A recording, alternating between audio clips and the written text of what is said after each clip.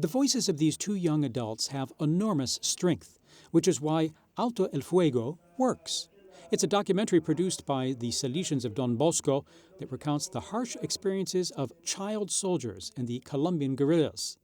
There are already more than 50 years of armed conflict between the guerrillas of the FARC and the ELN against the paramilitary groups and the state.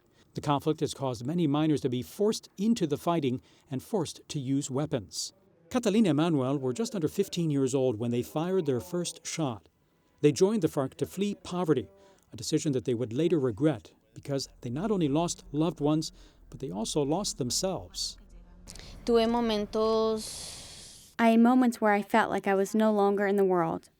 There were some bombings that left my body marked, and I still have problems because of that. I had many fights, and in many of them I was saved thanks to God. It was very hard to lose the people that you cared for. Manuel was 8 when he ran away from home with his older brother. They entered the guerrillas together, but then were separated. His brother was killed, and Manuel decided to flee.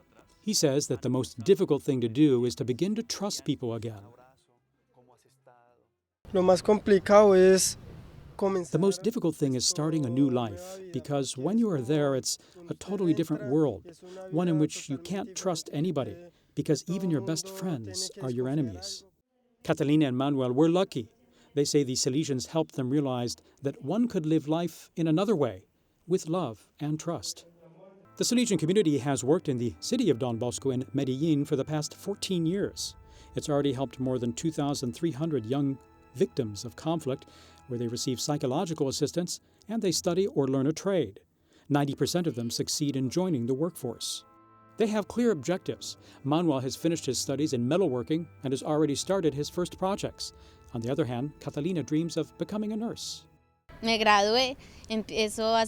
I graduated and now I'll start college. It's what I've wanted most, to have my own home, and my desire is to become a professional nurse. Thanks to the Salesians, I've been able to progress. Both of their lives have made a radical change, and their testimonies are proof that there is always a second chance for those who fight for it.